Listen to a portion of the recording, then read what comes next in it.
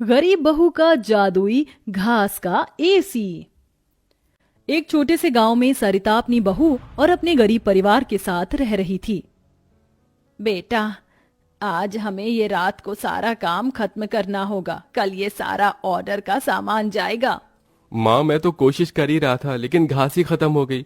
अब आप ही बताओ ना, मैं क्या करूँ? हमारे पास और कोई चारा नहीं है, हमें जंगल से और घास काट कर लानी होगी। इस समय जंगल में जाने का फायदा नहीं है, कभी भी कुछ भी हो सकता है। जंगली जानवर रात के समय ही बाहर निकलते हैं। अजय बिल्कुल सही कह रहा है बहू। अरे माँ जी, हम दो लोग अगर जाएंगे तो कोई जानवर पास नहीं आएगा, और फिर इतनी जल्दी कोई जानवर हमला नहीं करता। हमें ये ऑर्डर कल देना है, आप ये भी तो सोचिए। लेकिन बहू। माँ जी, आप चिंता मत कीजिए, कुछ नहीं होगा। बस आप बच्चों के पास ही रहना और उनका ख्याल रखना। अगर ये ऑर्डर नहीं गया तो बच्चों के लिए हम गर्मी से बचने के लिए कूलर भी नहीं खरीद पाएंगे।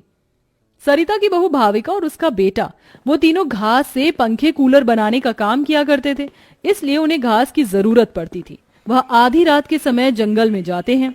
भाविका, जरा से भी हलचल हुई तो मुझे बता देना, कभी भी कुछ भी हो सकता है। ठीक है जी, मैं आपको बता दूंगी। अजय और भाविका दोनों ही जंगल में घास काट रहे होते हैं, तब उन्हें झाड़ियों से आवाज आने लगती है। क्या तुमने भी वहां से कोई आवाज सुनी है? हाँ जी, मैंने भी सुनी है।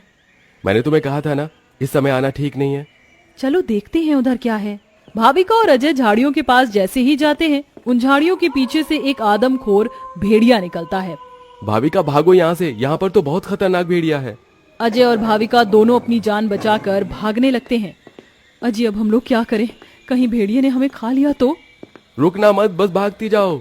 भागते भागते वो दोनों जंगल से किसी तरह बाहर निकल आते हैं और भेड़िया उनका पीछा छोड़ देता है। जान बची तो लाखों पाए, लौट के बुद्धू घर को आए। रास्ते में चलते हुए आधी रात के समय उन्हें गांव के एक कूड़े के ढेर के पास एसी पड़ा हुआ नजर आता है। अरे देखो जी, यहाँ पर एसी पड़ा है। अरे पता नहीं किसका होगा, चलो यहाँ से चलते हैं। मुझे लगता है किसी ने ऐसे ही डाल दिया होगा। मैं तो कहती हूँ इसे लेकर चलते हैं। भाविका अजय को एसी ले जाने के लिए मना लेती है, जिसके बाद वो दोनों उस एसी को घर ले आते हैं। तुम दोनों तो घास लेने गए थे, ये क्या लेकर आ गए हो? ये हमें रास्ते में पड़ा मिला। जब हम कूलर पंखे बना लेते हैं तो एसी भी बना सकते हैं।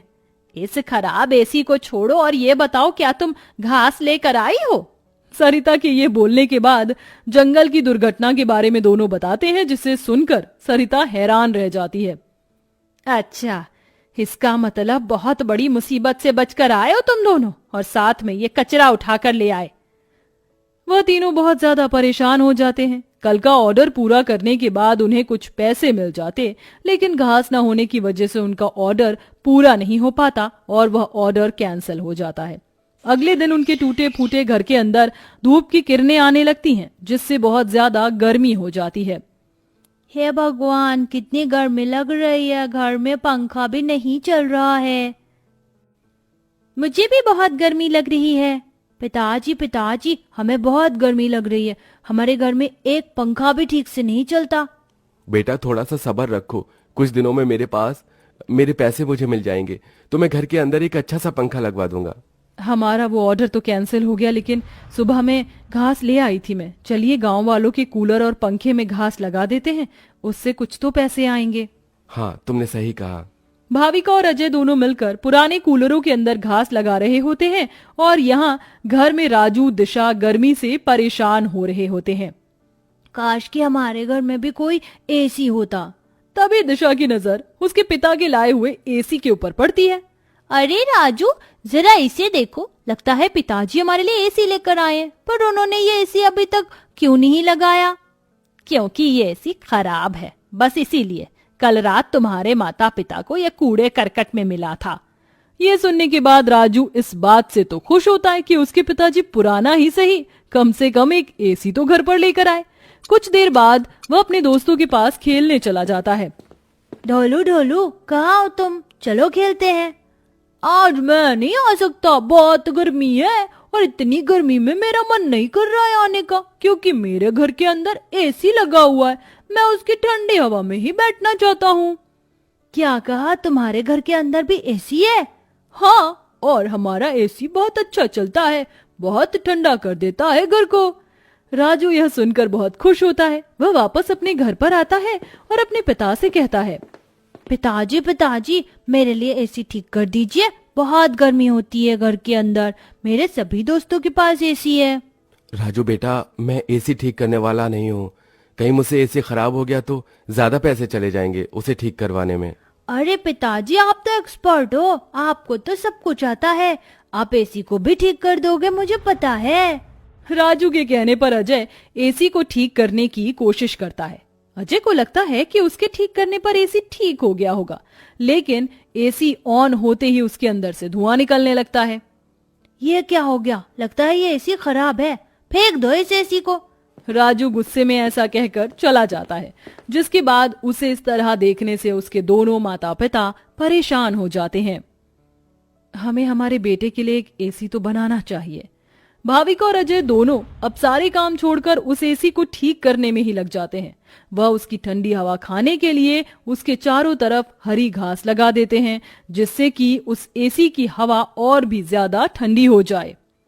चलो अब एसी तैयार है, इसे चलाकर देखते हैं। भाविका जैसे ही घास का एसी चलाती है, अचानक से उस एसी के आंख नाक मुंह बन जाते हैं। क्या बात है, तुमने तो मुझे बिल्कुल नए जैसा बना दिया है, लेकिन समझ नहीं आ रहा कि तुमने मेरे ऊपर ये घास क्यों लगाई है। एसी को बात करते हुए देख वो सभी डर जाते हैं। अरे हाँ सॉरी, मुझे माफ करना, मैं अपने आप को इंट्रोड्यूस करना भूल गया। मैं एक जादुई एसी हूँ, मेरे पास परी लोक की शक्तियां हैं, मैं गरीबों की मदद करता हूँ और तुम्हें मेरी बहुत ज्यादा जरूरत थी, लेकिन मैं खराब होने की वजह से अपनी शक्तियां इस्तेमाल नहीं कर सकता था। तुमने मुझे ठीक कर दिया, उसके लिए तुम्हारा बहुत बहुत शुक्रिया। माँ पिताजी देखो, ये एसी तो बात भी करता है। हाँ, तुमने बिल्कुल सही कहा, ये तो कोई जादुई एसी है। तुमने बिल्कुल सही कहा, मैं हूँ एक जादुई एसी, बल्कि अब मैं हूँ एक घास का जादुई एसी और मुझे तुमने बनाया है। ये घास का जादुई एसी चलता भी है या फिर बस बातें ही करता है? तभी जादुई एसी के अंदर से ठंडी ठंडी हवाओं के साथ घास के बने हुए एसी निकलने लगते हैं। अरे वाह, इसकी ठंडी हवाओं के साथ इसके अंदर से तो घास के बने एसी भी निकल रहे हैं। यही तो मेरा जादुई कमाल है, मेरी ठंडी हवाओं के साथ तुम्हें घास का एसी भी मिलेंगे। ये तो सोने पर सुहागा हो गया। ऐसा जादुई एसी मैंने कभी नहीं देखा। अब उनके पास इतने सारे घास के एसी हो गए थे जिन्हें वह देखकर सोच में पड़ जाते हैं। आजकल बाजार में एसी बहुत महंगा मिलता है, हम घास के बने हुए सस्ते एसी बेचकर पैसे कमा सकते हैं। सही कहा माँ आपने, पर क्या लोग घास के बने एसी खरीदना चाहेंगे? सरिता यह सुनकर थोड़ी देर चुप हो जाती है। हमें पहले एसी बेचकर देखना चाहिए।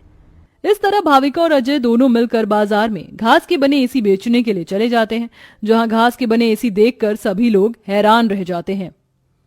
एसी तो बहुत देखे, लेकिन ऐसा एसी नहीं देखा, ये तो बहुत अलग है। घास से बने एसी मैं भी खरीदना चाहूंगी। कितने का है एक? ज्यादा नहीं, मात्र 1000 रुपए का है। आजकल एसी 30-40 हजार तक मिलते हैं और तुम इतने सस्ते में बिल्कुल कौड़ियों के भाव बेच रहे हो। चलो मुझे एक दे दो। कोमोलिका के खरीदने के बाद वहां और भी लोग उन दोनों से एसी खरीदते हैं। इसी के चलते उनकी अच्छी खासी बिक्री हो जाती है और सारे एसी बिक जाते हैं। आज का ये आखिरी एसी बचा है, इसे मैं अपने घर में लगाऊंगा। अजय घास का एक एसी अपने घर में भी लगा देता है और घास के जादुई एसी का इस्तेमाल वो बस तभी करता है जब उसे एसी बेचने के लिए पैसे चाहिए होते हैं। जादुई घास के एसी, अपनी ठंडी ठंडी हवाएं दो, जिससे मुझे तुम्हारे जादुई घास के एसी मिले। अजय के इतना बोलते ही जादुई घास के एसी के अंदर से ठंडी ठंडी हवाओं के साथ घास के बने एसी निकल आते हैं। इस तरह धीरे धीरे अजय अपना घास के बने एसी का बहुत बड़ा बिजनेस खोल लेता है और धीरे धीरे उसकी सारी परेशानियां खत्म हो जाती हैं। अब वह गरीब परिवार खुशी खुशी रहने लगता है।